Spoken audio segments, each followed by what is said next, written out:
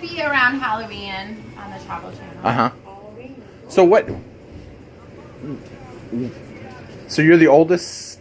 We are the only vampire The shop only vampire shop. in the United States. It's a perfect place in New Orleans. There's a lot of history of vampires coming from Europe, starting in the 1700s. And there's still a community of people who are attracted to New Orleans. It's a dark city. It's a creepy city. You know, everyone can be who they want to be here.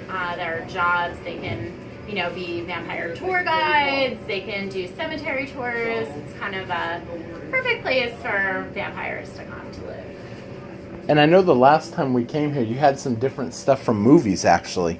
I don't know if that sold or... Well, we have like these fang nets right here. So the show True Blood came and they bought one of those from us, and you can see it on the show.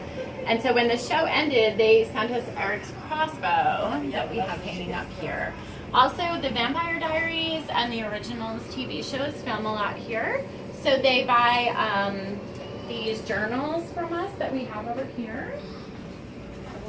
So these are leather with handmade paper.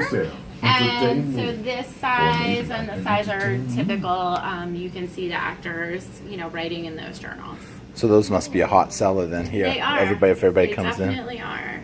And they're really beautiful. They have handmade paper. They're leather bound.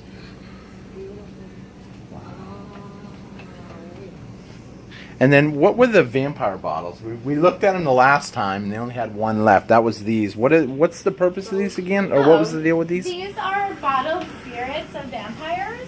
So back in Bulgaria, it was a technique of hunting vampires. So a young vampire who's in a vaporous form can be lured into the bottle, corked, and then typically the bottle was thrown in the fire to destroy the vampire. We don't want to do that. We want to keep them preserved. So we like to think of them as being in timeout. Okay. So yeah, there are, and you know, it labels all of the different vampires, and then if you want, you can read about them on the back. Their story. Yeah. Yeah. For some reason, this one clicks in my mind.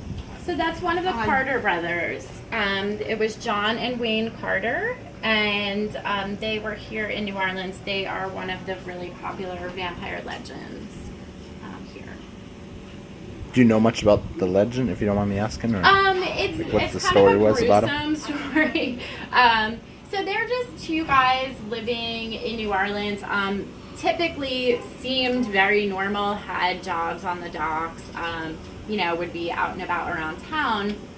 But it came to be that they were actually kidnapping people and draining their blood over courses of days because I'm not sure about this. That's right. I think it's 7 days you actually become a vampire. So they were tried to be apprehended, but they disappeared. So, Okay. excuse me. No, you're good.